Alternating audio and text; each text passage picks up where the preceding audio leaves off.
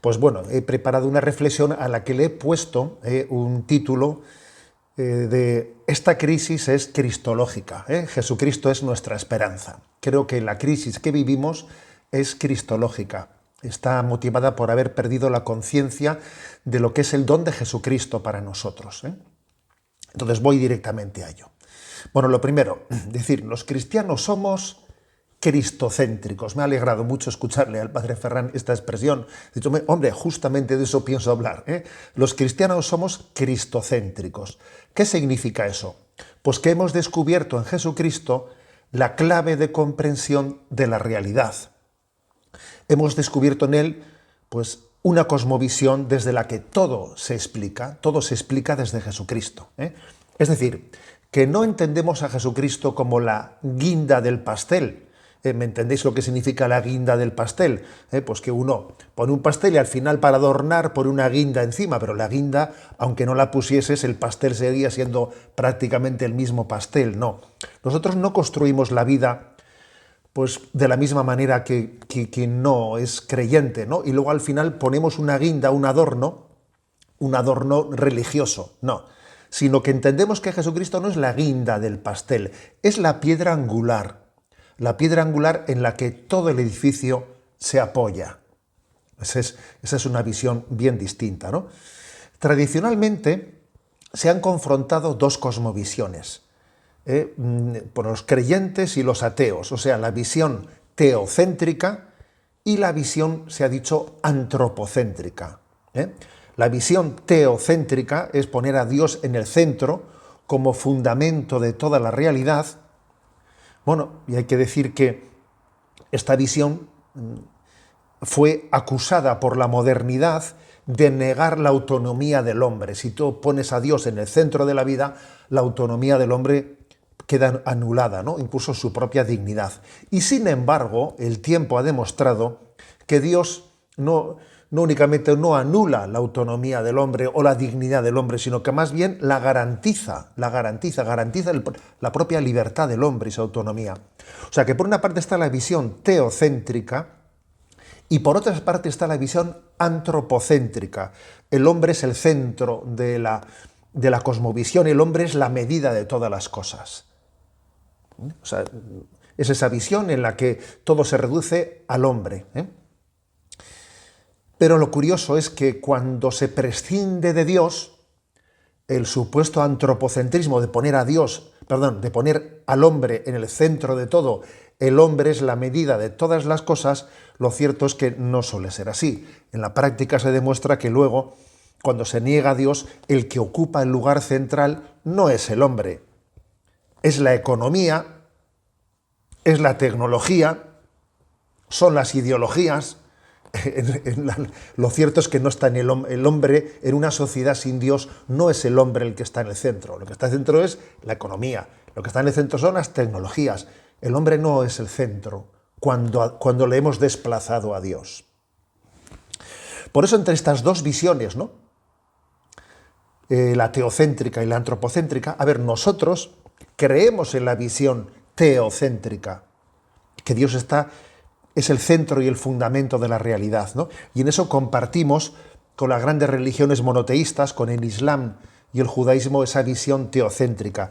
Pero introducimos un matiz muy importante, que es el cristocéntrico. O sea, Dios está en el centro de la cosmovisión de la existencia, sí, pero añadimos a esto que como Dios se ha hecho hombre en la encarnación, entonces Dios también ha introducido al hombre en ese centro de la explicación de la existencia.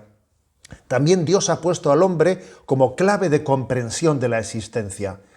El hombre es el rey de la creación. El hombre redimido por Jesucristo está redimido a imagen de Jesucristo. O sea que nosotros somos cristocéntricos. Nosotros creemos en Jesucristo, Dios y hombre verdadero, desde el cual nos abrimos a entender la existencia como un plan de Dios que tiene a Jesucristo como el modelo, como la clave de comprensión. El plan de Dios es recapitular todas las cosas en Cristo. Ojo a esta expresión.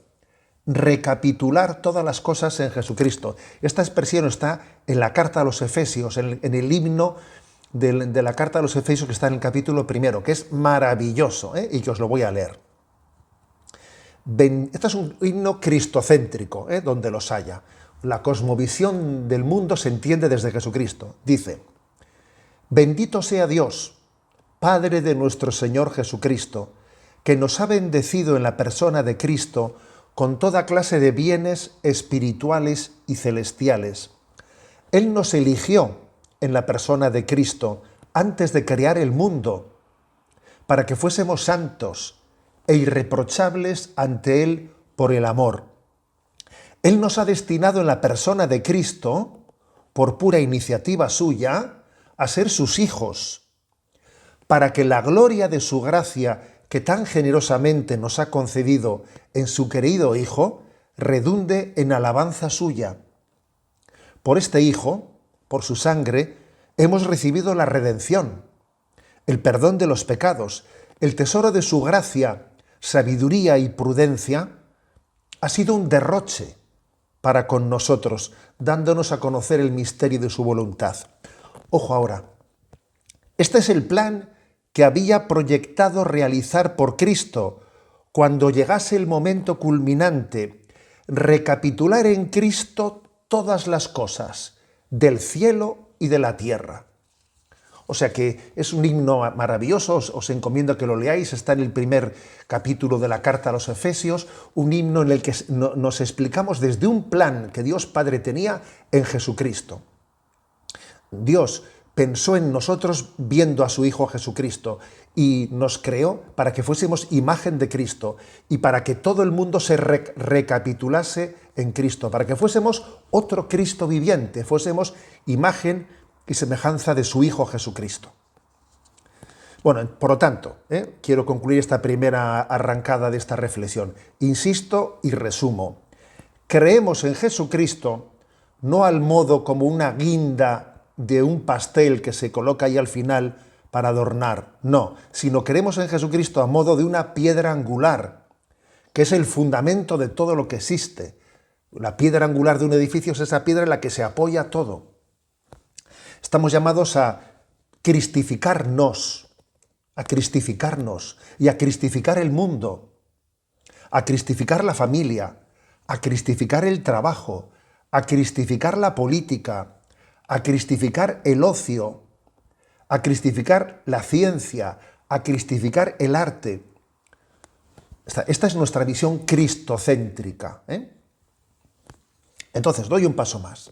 A ver, ¿cómo presentar la figura de Jesús a nuestra cultura secularizada? Voy a partir de un episodio de partida que está en el capítulo 3 de los Hechos de los Apóstoles.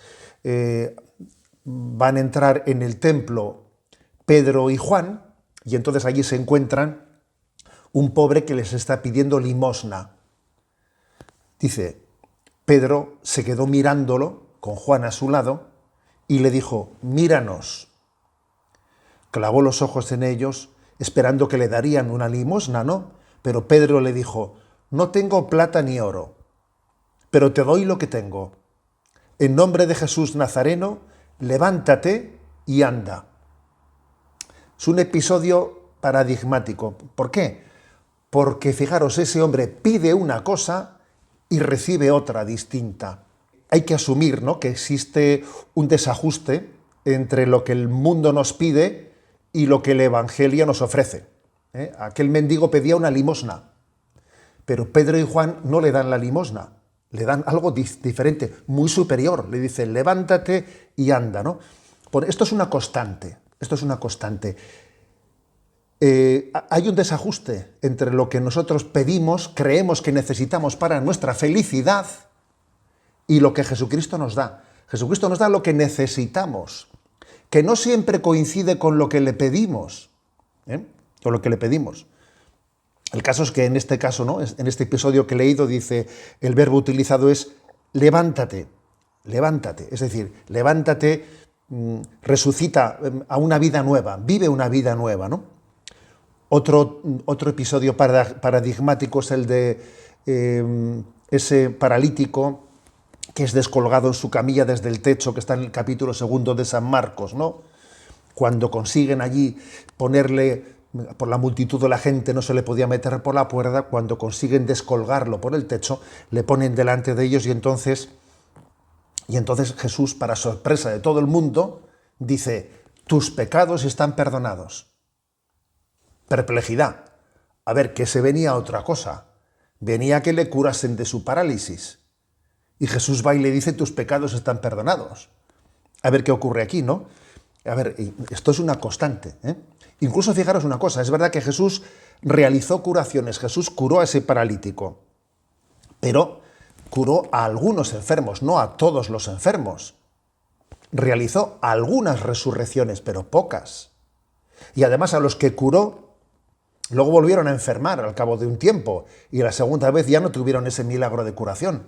Y cuando Lázaro resucita, sí, pero luego Lázaro falleció, y cuando falleció ya no estuvo Jesús ahí. Luego fijaros, lo determinante, lo que Jesús quiere darnos es algo superior a lo que nosotros estamos deseando.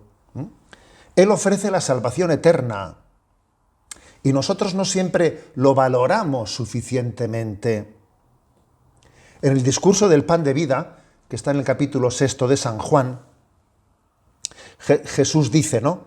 En verdad os digo, me buscáis no porque habéis visto signos, sino porque comisteis pan hasta saciaros. Me estáis siguiendo porque, como dice la multiplicación de los panes, pues estáis esperando que de nuevo os dé de comer, pero dice, pero trabajad por el alimento, no trabajad por el alimento que perece, sino por el alimento que perdura hasta la vida eterna. O sea, ahí siempre hay digamos que un desajuste, que Jesús quiere educarnos en desear y en abrirnos a acoger los bienes superiores, los bienes de la salvación, ¿no? Dicho de otro modo, Jesucristo no ha venido a este mundo para contentar los deseos del hombre, sino para educar nuestros deseos y para que aprendamos a aspirar a los bienes eternos, a los bienes definitivos, a los bienes aquellos en los que verdaderamente nos jugamos la felicidad. Pero a veces hacemos un Jesús que como si viniese a saciar nuestros caprichos, ¿no? Con frecuencia presentamos un Jesús complaciente y adaptado a nuestras aspiraciones. Un Jesús que se adapta a las aspiraciones del hombre, de la época, del momento, de la circunstancia histórica. Pero es una manipulación del Evangelio. Pues por ejemplo, ¿no? Manipulamos el Evangelio cuando cercenamos las páginas evangélicas en las que se habla del juicio eterno, de la posibilidad de la salvación o de la condenación. Jesús habla mucho de eso en el Evangelio y a veces esas páginas las pasamos rapidito, ¿no? Porque nos parece que son páginas que chirrían con la sensibilidad actual. O, por ejemplo, las páginas del Evangelio que hablan de la gravedad del rechazo de la fe. El que cree se salvará, el que no cree será condenado. Entonces eso nos chirría y pasamos esas páginas rápidamente porque hacemos, pues porque lo que hoy en día se lleva, es decir, lo importante no es tener fe o no tener fe, lo importante no es creer o no creer, sino ser una buena persona. Con mucha frecuencia hacemos una lectura de la figura de Jesús cercenándola de su autenticidad, ¿no? Y más o menos adaptándola a la sensibilidad del momento. Entonces, vamos a ver, una pregunta un poco de pedagogía en la forma de evangelizar. ¿Debemos de adaptar la figura de Jesús a sus destinatarios? ¿Hay que adaptarla o no? Bueno, por una parte, forma parte de la Sagrada Escritura hay alguna referencia, ¿no?, sobre la importancia de la pedagogía. Por ejemplo, San Pablo, cuando habla a los Corintios, 1 Corintios capítulo 3, dice: tampoco yo, hermanos, pude hablaros como a espirituales, sino como a carnales, como a niños en Cristo. Por eso en vez de alimento os di a beber leche, pues todavía no estabais para más. O sea, a ver, aquí San Pablo habla de que a los corintios, en una primera catequesis, San Pablo les había hablado pues como a niños, más que como a adultos. Les había hecho un primer anuncio porque todavía sabía que no estaban maduros para un anuncio más pleno. Bien, este pasaje existe en la Sagrada Escritura, aunque también luego continúa diciendo, aunque tampoco estáis maduros ahora, pues seguís siendo carnales. En efecto, mientras haya entre vosotros envidias y contiendas, no es que seguís siendo carnales, o sea, que es decir, que diciendo, es que en el fondo siempre somos inmaduros, y si estamos esperando a que maduremos para que nos prediquen el Evangelio de Jesucristo, pues es que no vamos a madurar nunca. Eso también lo dice ese texto, ¿no? Por lo tanto, hay que decir que la figura de Jesús debe de presentarse en toda su altura y profundidad. No podemos conformarnos con un Jesús a la moda, no podemos hacerlo. Habrá que hacer, ¿no? Sí, porque una presentación pedagógica de Jesucristo es aquella que primero anuncia el querigma. Lo lógico es empezar por el anuncio del querigma. Lo lógico no es comenzar por el anuncio de la moral, no. Lo lógico es, como hizo Jesús con la mujer samaritana, comenzó anunciándole que esa sed que ella tenía, solamente Dios podía saciarla. Y luego, después de que le había hecho ese gran anuncio, y de que Jesús es el agua viva que sacia su sed, finalmente salen también sus problemas de moral, que esa mujer tenía no sé cuántos maridos y que tenía que reformar su vida. Pero hay un orden en el anuncio. Primero se anuncia el querigma, que sale a responder a la sed de felicidad que esa mujer tiene, ¿no? Pero hay que decir que lo que no sería correcto lo que no sería aceptable, es que el misterio de Jesucristo lo explicásemos, por ejemplo, pues ahora vamos a hablar de Jesús únicamente como hombre, y cuando ya hayamos ido adentrándonos en la teología, hablaremos de Jesucristo como Dios. No, eso no es aceptable. No podemos posponer determinados elementos de nuestra fe en Jesucristo, pues como si no se pueden predicar directamente en un primer momento. Nosotros predicamos a Jesucristo, Dios y hombre verdadero, desde el primer momento. Tampoco sería aceptable elegir las palabras del Evangelio que consideramos más comprensibles para la mentalidad del mundo. Por ejemplo, las enseñanzas sapienciales de las parábolas, que eso es más fácilmente entendible, y que dejemos para los adelantados o para los que saben teología, pues el sentido de la muerte y resurrección de Jesucristo. Pues no. La presentación de la muerte y resurrección de Jesucristo tiene que formar parte del primer anuncio de Jesucristo. No se puede pretender presentar la figura de Jesús adaptándola a la sensibilidad del mundo. En realidad, estamos llamados a evangelizar el mundo, no a mundanizar el Evangelio. Tenemos que tener esta fuerza, esta parresía, esta valentía de evangelizar el mundo. Y además, si hiciésemos eso, si adaptásemos la figura de Jesucristo a la sensibilidad del mundo, estaríamos traicionando no solo el mensaje de Jesucristo, sino incluso, me atrevería a decir, la misma pedagogía de Jesucristo. Porque Jesucristo, la verdad es que no fue complaciente, no se ahorró choques y problemas. Pues, por ejemplo, pues con los fariseos y con los escribas. A ver, Jesús chocó con ellos, ¿no? O, por ejemplo, cuando él predica el discurso del pan de vida, el que no come mi carne y no bebe mi sangre no tiene vida eterna. Mucha gente se escandalizó ante esas preguntas y comenzaron a marcharse. Y entonces Jesús, ¿qué les dijo? No os marchéis, no, que voy a explicarme mejor. No les dijo eso. Les dijo, ¿también vosotros queréis marcharos? Pues marcharos. O sea, a ver, Jesús tuvo una pedagogía con una gran parresía, con una gran fuerza en su proclamación. No buscó la complacencia, no la buscó.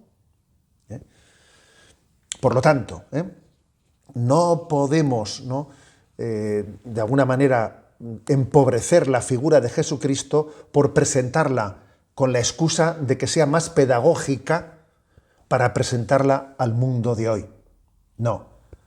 Tenemos que proclamar el querigma con toda su fuerza. Cristo entregó su vida por nuestra salvación, por el perdón de nuestros pecados, y luego desde ese querigma anunciar, ¿no?, pues el conjunto de la doctrina evangélica.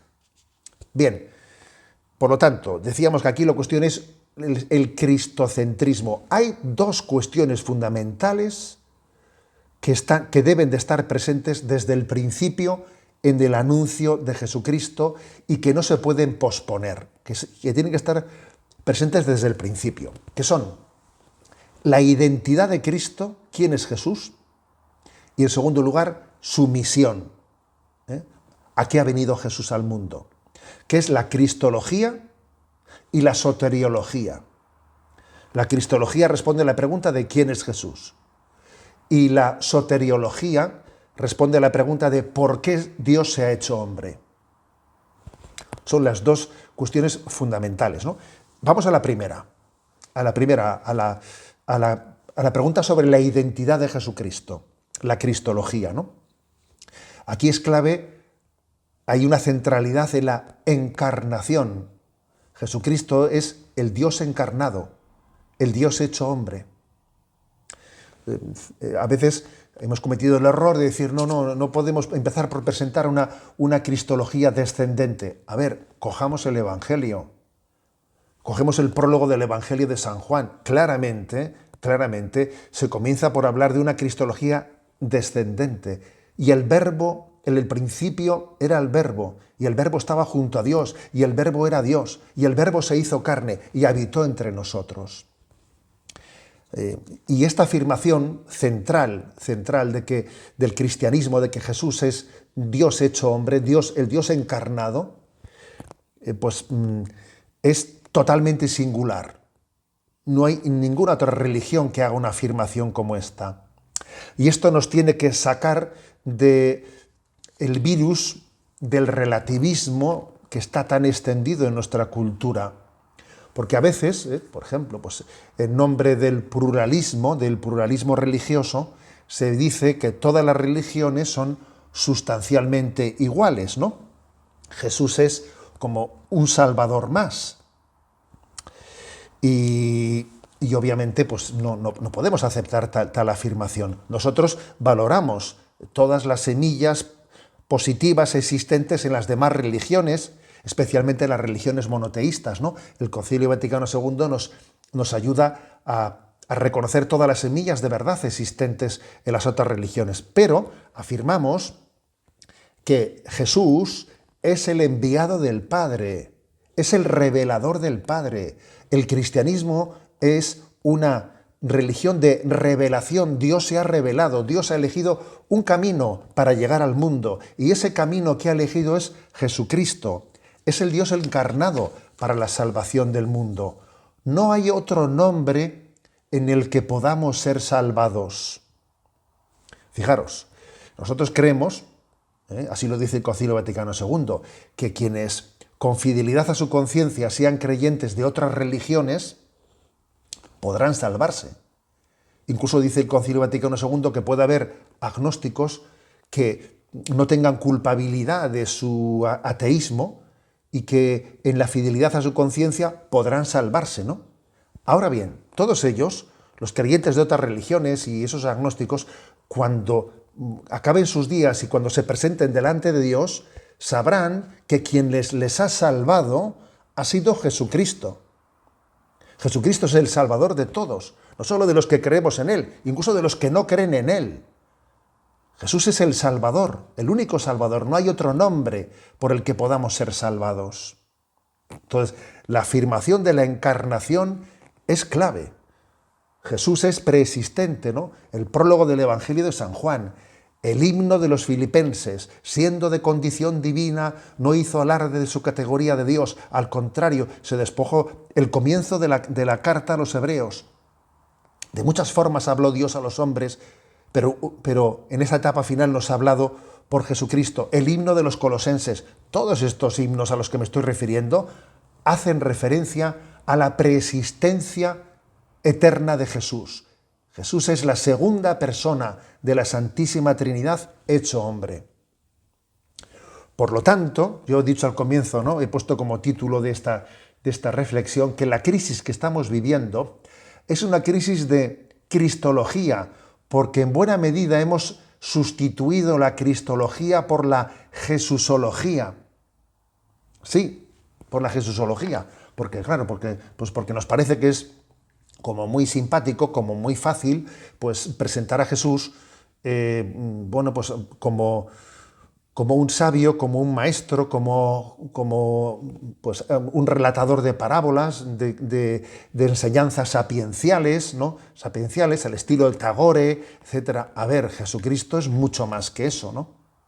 Creo que un gran error es sustituir la cristología por la jesusología, olvidándonos de su condición divina. Por eso creo que un signo de una sana cristología es introducir también los títulos cristológicos, ¿no?, en nuestra forma de dirigirnos al Señor. Jesús es Jesús de Nazaret, pero al mismo tiempo es el Señor, es el Cristo, es Jesucristo, es el Hijo de Dios. Todos esos títulos cristológicos son muy importantes y a veces los hemos dejado, ¿no?, de un lado para hablar exclusivamente de Jesús de Nazaret, que obviamente, ¿no?, Jesús de Nazaret, fijaros, pues es el título que le puso Benedicto XVI a sus libros de cristología.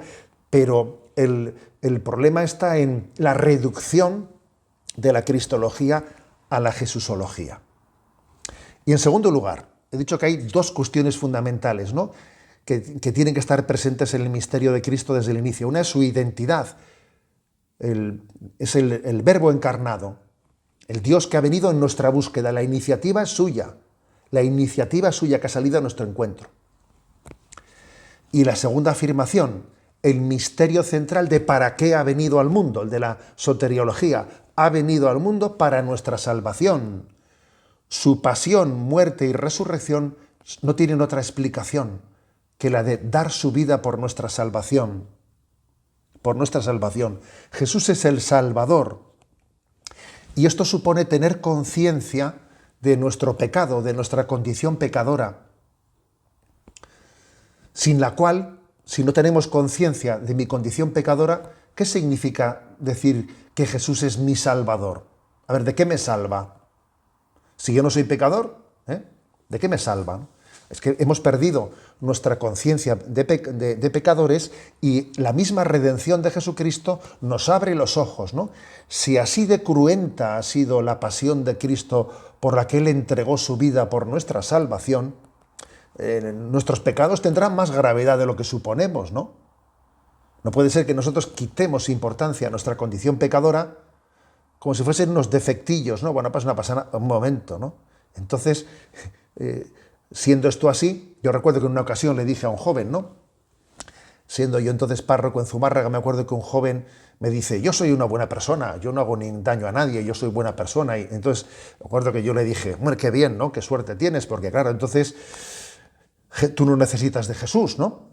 Porque entonces Jesús Él no murió por la salvación de tus pecados, ¿no? Tú no necesitas de la muerte de Jesús. Entonces, claro, el chaval se dio cuenta de que la consecuencia de su afirmación primera era tremenda, que se estaba desheredando de la redención de Jesucristo, y el pobre me dijo, no, bueno, espere un momento, vamos a repensar lo que he dicho, vamos a repensarlo.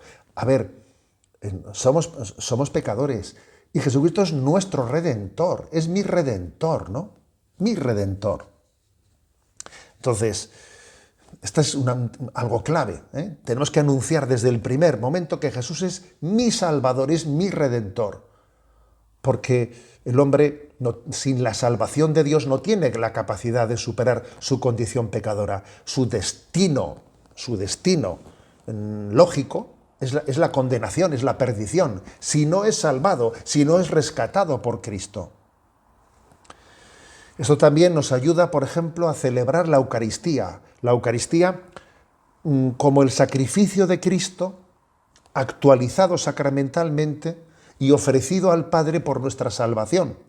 Es que a veces hemos hecho de la Eucaristía una fiesta de hermanos, en esa dimensión de banquete, de convivencia entre nosotros, que claro que también es una dimensión real de la Eucaristía, pero es que nos hemos olvidado del aspecto sustancial de la Eucaristía, que es el aspecto sacrificial. Cristo ofrece su vida al Padre por nuestra salvación.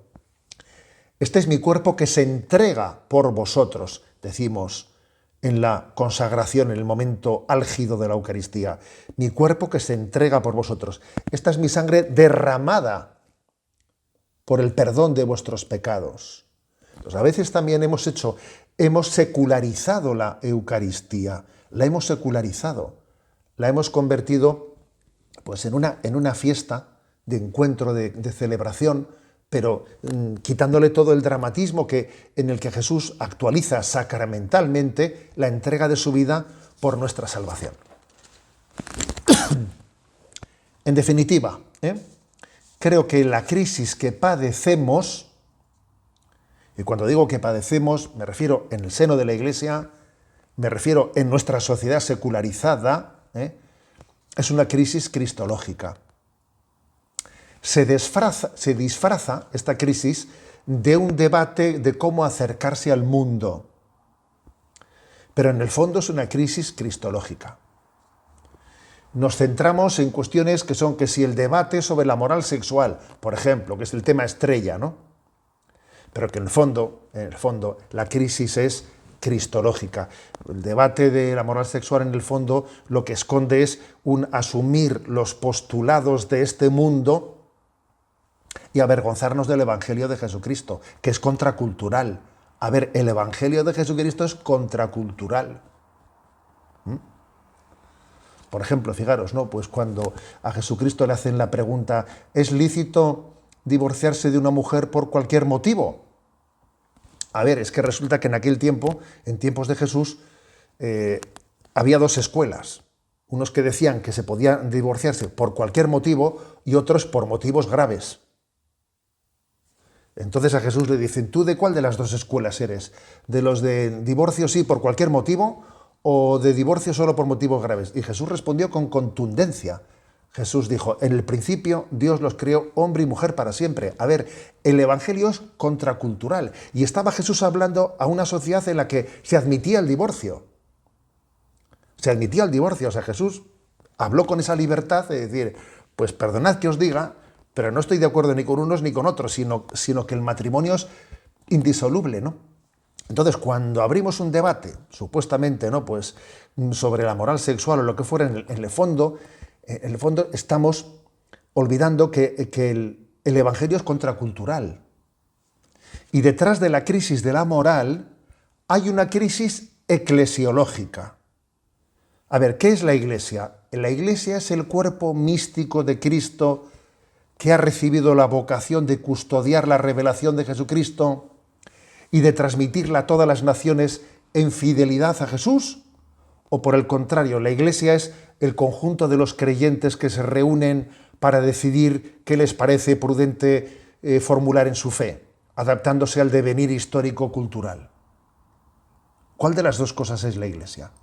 A ver, porque una u otra, O es el cuerpo místico que ha recibido una vocación de Jesús de custodiar un mensaje y transmitirlo, o es una reunión de creyentes que se deciden para reunir en qué tienen que creer, en qué les parece prudente creer en este momento histórico. Pero fijaros bien, lo que pocas veces llegamos a comprender es que la crisis cristológica está detrás de la crisis eclesiológica. ¿Quién es Jesús? ¿Es un mero profeta que luchó contra las injusticias de su tiempo, rebelándose frente a la casta de los poderosos, que es un poeta de la compasión que nos enseña a tener buenos sentimientos? ¿O Jesús es el Hijo único del Padre, enviado al mundo para revelar el misterio escondido de Dios, llevando a cabo la obra de la redención de los pecados para la salvación eterna y fundando una iglesia para continuar su labor de salvación en el mundo? A ver, detrás de la crisis eclesiológica hay una crisis cristológica, en la que a Jesús pues, le confesamos como pues, un gran profeta, como un personaje atrayente, pero no llegamos a reconocer su identidad divina y no llegamos a confesar su acción redentora, la de la salvación de nuestros pecados, ¿no? ¿Jesús es simplemente el personaje más atrayente de la historia de la humanidad o es el Dios hecho hombre que se ha constituido en mi Salvador? Esta es sin duda, ¿no? Este es el tema clave. Por eso yo me he atrevido a decir, a ver, Jesús es nuestra esperanza. Esta crisis es cristológica y vamos a salir de esta crisis sencillamente confesando a Jesucristo en toda su plenitud, confesando la fe cristológica en toda su plenitud, ¿no?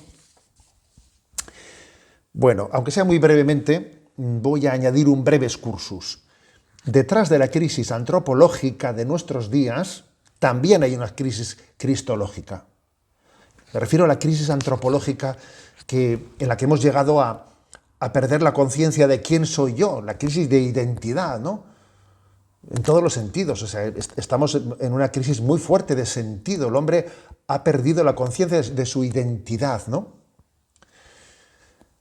Bueno, pues fijaros bien, no sé quién soy, ¿no? A esta pregunta hemos llegado tras haber dado la espalda al examen de conciencia que nos confronta con Dios, a cuya imagen y semejanza hemos sido creados. La revisión de vida cristiana, o lo que también se llama el examen de conciencia cristiano, parten de una petición dirigida al Espíritu Santo de que nos conceda el don de conocernos a nosotros mismos como Dios nos conoce, es decir, conocernos a la luz de la mirada de Jesús. San Hipólito decía: conócete a ti mismo mediante el conocimiento de Dios que te ha creado. Y Santa Teresa de Jesús decía: a mi parecer, jamás acabamos de conocernos si no procuramos conocer a Dios. Es decir, ¿quieres conocerte a ti mismo? Conoce a Jesucristo. Y en Jesucristo descubrirás tu identidad, descubrirás la madurez a la que has sido llamado. Y tus crisis de identidad, tus crisis de sentido se superarán conociendo a Jesucristo. Por eso me atrevo a decir, detrás de nuestras crisis antropológicas, psicológicas, también hay una crisis cristológica, de que no conocemos a Jesús. En Él se revela la identidad del hombre. No sabemos lo que nos pasa, y eso es lo que nos pasa, que no sabemos lo que nos pasa, porque no conocemos, porque no estamos con nuestros ojos fijos en Jesús, y en Él el hombre se descubre a sí mismo, ¿no? Entonces, pues, deciros lo siguiente, ¿no? Que estamos llenos de heridas, ¿no? Pero la clave está que las heridas las llamemos heridas y le permitamos a Jesús que sane nuestras heridas. Lo malo es que a veces a nuestras heridas les llamamos derechos. Claro, si yo le llamo derechos a mis heridas, entonces la he fastidiado, claro. Jesús nos ha sanado, ¿no? Jesús dice, sus heridas nos han curado, dice la primera carta de Pedro, sus heridas nos han curado. Jesús es nuestro sanador, porque el corazón del hombre no es de quien lo ha roto, el corazón del hombre es de quien lo ha reparado. Nuestro corazón es de Jesucristo, que ha reparado nuestras heridas, es nuestro Redentor, ¿no? Por eso tenemos esperanza en Jesucristo. Jesucristo es nuestra esperanza, ¿no? Y en Él superaremos las crisis antropológicas, las crisis de la moral, las crisis eclesiológicas, las crisis de secularización, creo verdaderamente que la clave está en Jesucristo, porque es la piedra angular. Porque no es un elemento que añadimos, ¿no?, a modo de un adorno, no, es la clave de comprensión de la existencia, ¿eh? Por eso a Él le reconocemos como nuestro Salvador y nuestro Redentor.